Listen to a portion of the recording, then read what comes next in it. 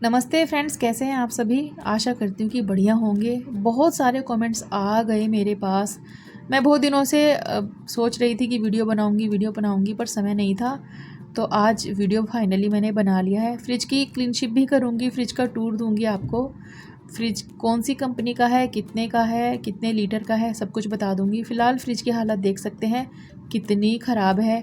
अक्सर हमारे घरों में बच्चे होते ही हैं, और बच्चे हो या बड़े हो, कई बार हम लेडीज़ भी जल्दीबाजी में कुछ भी सामान कैसे भी रख देती हैं, जिसकी वजह से कितना भी महंगा सामान हो, कितना भी सस्ता हो, अनइवन हो ही जाता है। तो फ़िलहाल मेरे फ्रिज की हालत बहुत ख़राब हो रखी है। तो संडे है, मैंने घर के सारे लोगों को बुला लिया है कि चलो भाई आज इसकी क्लीनशिप करते हैं। तो फ्रेंड्स, ये वाला पार्ट जिसमें से मैं अभी सामान निकाल रही हूँ, ये है इस फ्रिज का फ्रीज़र वाला पार्ट, जिसमें हम आइसक्रीम्स जमाते हैं, आइस रखते हैं, व्हिप क्रीम वगैरह रखते हैं। तो ये जो फ्रिज है, मैंने सोच के बिल्कुल भी नहीं लिया था, ना मुझे पता था कि इन फ्यूचर क्या होगा मेरे साथ। मैं गई कुछ और लेने थी और लेकर कुछ और आ गई। कई बार हमारे साथ ऐसा होता है ना कि हम घर से कुछ और सोच के जाते हैं, लेकिन फाइनली मार्केट में या शॉप पे जाने के बाद कुछ और ही हो जाता है। कहते हैं कि पहले से डिसाइडेड होता है, भगवान पहले से प्लान करके रखते हैं कि ये काम होना ही है, और जो भी होता है वो अच्छे के लिए होता है। इस फ्रिज की कहानी बिल्कुल ऐसी है। मैं गई थी अंडमान निकोबार ट्रांसफ़र। मेरे पास गोदरेज का फ्रिज था, जो ट्रांसफ़र जाते समय डैमेज हो गया। लाइक उस पर डेंट वगैरह आ गए थे, लेकिन फिर भी डेंट के साथ कोई दिक्कत तो नहीं हुई मुझे, क्योंकि फ्रंट डोर पर डेंट थे, तो कोई प्रॉब्लम नहीं हुई। अंदर से बहुत अच्छे से मेरे फ्रिज ने वर्क किया। तो मैंने 5.5 साल उस फ्रिज के साथ वहाँ पर मैनेज किया। फिर मैंने ट्रांसफ़र के टाइम उसे वहीं पर सेल कर दिया। फिर मैं गुजरात आ गई, और चूँकि फ्रिज नहीं था तो फ्रिज लेना था, तो मैं क्रोमा सेंटर गई। वहाँ पर जाने के बाद ऑलरेडी मेरे पास, मतलब मैंने सोच के रखा था कि मुझे इसी शेड का फ्रिज चाहिए, प्लस ब्रांड मैंने सोचा था कि मुझे LG ब्रांड का ही फ्रिज चाहिए। ये 2 चीज़ें मेरे दिमाग में थी। तो जो फ्रिज मुझे चाहिए था, मैंने ऑनलाइन सर्च वर्च करके रखा था। मैं फ़ोटो लेकर गई थी कि भैया मुझे ये फ्रिज चाहिए। फ्रिज वहाँ पर था। फ्रिज की कॉस्टिंग थी 56,000 रुपीज़। जो मैंने पसंद किया था वो था 485 लीटर का। तो बहुत अच्छा फ्रिज था, बिल्कुल इसी शेड का और इसी ब्रांड का। मैंने वो फ्रिज वहाँ पर पसंद कर लिया। लेकिन प्रॉब्लम एक हो गई कि जो हमारा सरकारी घर था, उसका मेन डोर और फ्रिज का जो फ्रंट एरिया था, लाइक फ्रिज का जो चौड़ाई लंबाई थी, वो इस गेट से अंदर नहीं आ रहा था, जिसकी वजह से मुझे वहाँ पर वो प्लान ड्रॉप करना पड़ा। फिर मुझे ये दूसरा फ्रिज दिखा जो फ़िलहाल आप देख रहे हैं। ये देखते ही मतलब मेरा मन ऐसा हो गया कि नहीं, मुझे यही चाहिए। हो जाता है ना कि कोई कई बार निगाहें टिक गई तो मुझे यही चाहिए, ऐसे करके हस्बैंड ने बोला ठीक है ये वाला ले लो। फिर दिमाग में एक और क्वेश्चन क्लिक हुआ कि जब ये वाला फ्रिज अंदर नहीं आ रहा है तो ये कैसे आएगा। तब जो क्रोमा सेंटर में भैया लोग होते हैं, उन्होंने बताया कि इस फ्रिज के साथ एक फ़ायदा है कि इसके फ्रंट डोर खुल जाते हैं, फिर आप इसे इजीली अंदर ले सकते हैं। तो ये चीज़ मुझे अच्छी लगी, बिकॉज़ हमारा ट्रांसफ़र वाला जॉब है। हमारे घर ऐसे ही होते हैं, कई बार छोटे गेट होते हैं, कई बार बड़े गेट होते हैं। तो मेरे लिए परफेक्ट ऑप्शन था।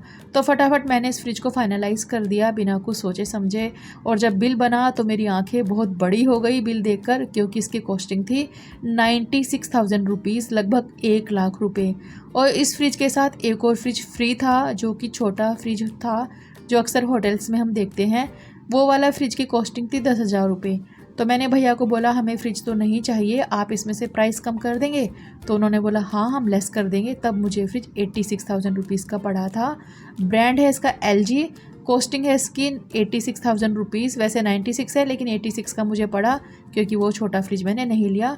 और इसकी जो लीटर कितने का है, वो है 686 लीटर का, 686 लीटर का ये फ्रिज है। और बहुत बढ़िया फ्रिज है। 5.5 साल से मैं इसे इस्तेमाल, अब तो ज़्यादा ही हो गया, खैर 6-7 साल हो गए हैं इस्तेमाल करते हुए। 2017 में मैंने इसे लिया था। तो फ्रेंड्स, जब मैंने फ्रिज लिया मुझे बिल्कुल भी नहीं पता था कि ये मुझे इतना काम आएगा, या फिर शायद मैं इसीलिए इसे ले रही थी क्योंकि भगवान ने डिसाइड कर लिया था कि मुझे फूड बिज़नेस में उतरना है। 2017 में मैंने इसे अप्रैल में ख़रीदा, और मई से ही मेरे पास इतने ऑर्डर्स आने लगे कि मेरे फ्रिज में स्पेस भी नहीं बचती थी, इतना सामान मुझे इसमें स्टोर करना पड़ता था। एनीवेज़, ये तो थी फ्रिज की कहानी। अब फ्रिज को क्लीन कैसे किया जाए। फ्रिज को क्लीन करने के लिए हमेशा आपको क्या करना है, मार्केट से भी आप कई सारे क्लीनर ले सकती हैं, जैसे कि कोलिन है और बहुत सारे, मुझे नाम फ़िलहाल याद नहीं है, लेकिन मैं घर के बने क्लीनर का इस्तेमाल करती हूँ। गर्म पानी में कुछ नींबू के टुकड़े कट कर लीजिएगा और वो पानी थोड़ी देर ढक के रखिएगा। उसके बाद उस पानी को किसी बोतल में भर के आप उसे एज ए स्प्रे इस्तेमाल करिएगा। उससे फ्रिज में जो गंदी सी स्मेल हो जाती है वो भी निकल जाएगी, बढ़िया खुशबू भी आएगी और बहुत बढ़िया क्लीनिंग का काम वो करता है। तो उसके बाद कॉटन के कपड़े से साफ़ कर लीजिएगा। सबसे पहले पूरा फ्रिज आपको खाली साफ़ करना है कॉटन के कपड़े से। उसके बाद वो क्लीनर आपको स्प्रे करना है या फिर जो भी आप चाहें उससे साफ़ कर सकती हैं। फिर किसी कॉटन के कपड़े साफ़ करके सारी चीज़ें अरेंज कीजिए। तो इसमें जो शेल्फ़ आप मेरे हाथ में देख रहे हैं ये ग्लास वाले हैं और 5 से 6 हैं ये। 2 इसमें बास्केट है फ्रीजर में और बहुत सारे गेट में भी इसके छोटे छोटे पोर्शन दिए गए हैं जिसमें काफ़ी सारा सामान मैं स्टोर करती हूँ। फ्रीजर में सामान स्टोर करने के लिए मैंने ग्लास वाले मेरे पास जार हैं और ये मैंने ख़रीदे नहीं हैं। हमें गवर्नमेंट की तरफ से जो राशन मिलता है उसमें अमूल का एक जैसे बॉर्नविटा होता है ना, ऐसे अमूल का प्रो करके आता है, बॉर्नविटा की तरह ही होता है। वो खाली डब्बे मैंने सारे इकट्ठे कर लिए थे, ग्लास वाले हैं, उसी में मैं सारे ड्राई फ्रूट्स अपने स्टोर करती हूँ। चूँकि मेरे पास ऑर्डर्स आते हैं तो मुझे ड्राई फ्रूट्स, दाल, बेसन, मैदा, सूजी, विप क्रीम, सारे तरह के मसाले सब कुछ स्टोर करना पड़ता है। ये सारी चीज़ें मैं फ्रीजर में स्टोर करती हूँ। किचन में रखते हैं तो इन चीज़ों में कीड़े वगैरह लग जाते हैं, जैसे कि दालें हुई, बेसन हुआ। ये छोटे छोटे डब्बे आप देख रहे हैं इसमें मसाले हैं, जितने भी मसाले हैं मैंने सब एयर टाइट डब्बे में रखे हैं, प्लस कांच के डब्बे हैं। अगर आप प्लास्टिक के डब्बे भी लेती हैं तो बढ़िया वाले प्लास्टिक के लीजिएगा, प्लस ट्रांसपेरेंट लेने हैं। वैसे फ्रीजर में प्लास्टिक रखने से उसमें क्रैक्स आ जाते हैं क्योंकि टेम्परेचर ऊपर नीचे करना पड़ता है जिसकी वजह से डब्बे टूट जाते हैं। तो मेक श्योर कि डब्बे आपके कांच के हों। जैसे मैंने जो ये होता है ना हनी, शहद की सारी बोतल्स मैंने धो के साफ़ करके रखी हुई है। और ये मेरे हाथ में है विप क्रीम, कितने सारे पैकेट्स आप देख रहे हैं, इससे आप अंदाज़ा लगा सकते हैं कि मेरे पास कितने केक्स के ऑर्डर आते होंगे। पनीर मुझे अच्छी खासी क्वांटिटी में रखना पड़ता है। तो जितने भी मसालों के डब्बे हैं, कन्फ्यूजन ना हो इसलिए जो भी मसाला आप भरती हैं उस मसाले के ऊपर लिखा होता है गरम मसाला, पाव भाजी मसाला, वो टैग आप हमेशा बोतल के ऊपर स्टिक कीजिए, तो फिर आपको डब्बे ढूंढने में आसानी रहेगी। मीनवाइल ये आ गया फ्रिज वाला पार्ट जो थोड़ा बड़ा होता है। इसमें भी बहुत सारा सामान भरा हुआ था जो मैं इसे अब क्लीन कर रही हूँ। अब इसको मैं कैसे ऑर्गेनाइज़ करती हूँ ये आप देख लीजिए, दिखाऊंगी मैं आपको। बस इसी तरीके से आपको फ्रिज ऑर्गेनाइज़ करना है। इसमें आप हमेशा रेगुलर बेसिस पे कपड़ा मारती रहिएगा, जैसे मैं अक्सर मारती हूँ, आपने मेरी वीडियोस में देखा होगा। ये सारा सामान मैंने निकाल के रखा है बाहर, बच्चे भी लगाए हुए हैं मैंने। तो जितने भी कंटेनर वगैरह आप इसमें से निकालती है ना, सबको आपको सूखे कपड़े से साफ़ करना है, सभी को, बिल्कुल भी मॉइस्चर नहीं होना चाहिए। और ये है मेरा वो लेमन वाला क्लीनर। तो गर्म पानी में नींबू के कुछ टुकड़े डालकर ये क्लीनर मैंने बना रखा है, बहुत बढ़िया काम करता है ये। जो गंदी सी स्मेल होती है वो भी चली जाएगी, काफ़ी अच्छी वाली खुशबू आपको फ्रिज में से आएगी। इस तरीके से आप माइक्रोवेव भी साफ़ कर सकती हैं, ओटीजी साफ़ कर सकती हैं, बढ़िया परिणाम आपको मिलेंगे। तो फ्रेंड्स, आपका फ्रिज छोटा हो या बड़ा हो, उसको रेगुलर बेसिस पे साफ़ करते रहना चाहिए। जैसे कि आप फ्रिज में दूध रख रही हैं और कोई ड्रॉप अगर दूध की गिर गई है तो तुरंत उसे क्लीन करिएगा। कई बार ना हमें पता नहीं चलता, वो 1-2 बूंद जो दूध की होती है ना, उससे बहुत ज़्यादा स्मेल हो जाती है। मुझे अपना एक पर्सनल इंसिडेंट इस फ्रिज के साथ का याद है। एक बार ना मेरे फ्रिज में एक थैली में कुछ सब्जियां रखी थी, शायद खीरा था, और काफ़ी सारे सामान के नीचे वो बास्केट में नीचे प्रेस हो गया, दिखाई नहीं। 2-3 महीने हो गए उस खीरे को फ्रिज में पड़े पड़े। मुझे बिल्कुल भी आइडिया नहीं था कि कोई खीरा भी इसमें है। तो जब मैंने बास्केट निकाला क्लीनशिप के लिए तो उसमें कीड़े भी आ गए थे, आप समझ रहे हो। इस तरीके से बिल्कुल भी लापरवाही ना करें। जब भी कोई सब्जी भाजी आप रखते हैं या लाती हैं मार्केट से, कई बार ऐसा हो जाता है मेरे साथ स्पेशली, कि मैं सब्जी ले आई और मैंने फ्रीजर में रख दी, और नेक्स्ट टाइम जब मैं सब्ज़ी लेने गई मैंने बिल्कुल भी चेक नहीं किया कि मेरे फ्रिज में कौन कौन सी सब्जियां हैं। तो हमेशा चेक कीजिएगा। कई बार सब्जियां नीचे पड़ी रहती हैं बास्केट में, तो वो छूट जाती हैं और फिर वो ख़राब हो जाती हैं, फिर फ्रिज में से स्मेल भी आती है। इसलिए ये चीज़ें अवॉइड बिल्कुल ना करें। तो बस मैं सारी चीज़ें क्लीन करके लगाती जा रही हूँ, साथ साथ अरेंज करूँगी। तो देखिए फ्रेंड्स, आप जब भी कुछ ख़रीदती हैं या प्लान करती हैं कि मुझे ये चीज़ ख़रीदनी है, उस टाइम पर करिए जब आपको ज़रूरत हो।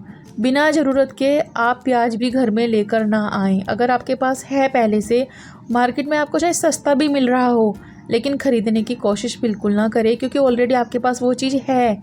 कई बार हम ऑफ़र्स देख कर ना इतने लालची हो जाते हैं, इतने ग्रीडी हो जाते हैं कि नहीं ये चीज़ ले लेते हैं, मेरे साथ भी ऐसा होता है कि मैं कहीं चली गई, ज़रूरत है मुझे सिर्फ 1 किलो आलू की, लेकिन सब्जी मुझे दिख गई हरी हरी बढ़िया बढ़िया, ऑलरेडी मेरे पास घर में है, लेकिन मैं फिर भी ख़रीद के ले आई और लाकर मैंने फ्रिज में वो रख दी। 3-4 दिन के लिए वो रखी है तो वो कौन सी फ्रेश रही? बिल्कुल फ्रेश नहीं रही। इसलिए आप हमेशा वो चीज़ें ख़रीदें जिनकी आपको ज़रूरत हो।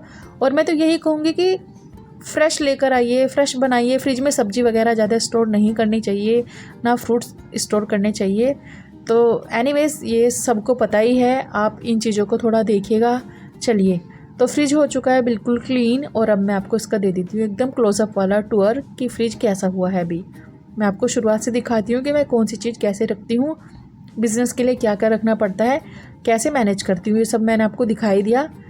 तो आ जाते हैं फ्रीज़र वाले एरिया से। तो सबसे ऊपर से शुरू करेंगे। ये है मसाले जिनके टैग सबके ऊपर में मैंने लिखे हुए हैं ताकि कन्फ्यूजन ना हो। सारी बोतलें ट्रांसपेरेंट है, इस बात का ध्यान रखना है। ग्लास वाली बोतल्स होंगी तो बहुत अच्छा है, ये टूटती नहीं है बिल्कुल भी। ख़राब प्लास्टिक होती है ना, क्रैक आ जाते हैं उसमें। ये आइस मेकर जो है यहाँ पर आइस जमाते हैं।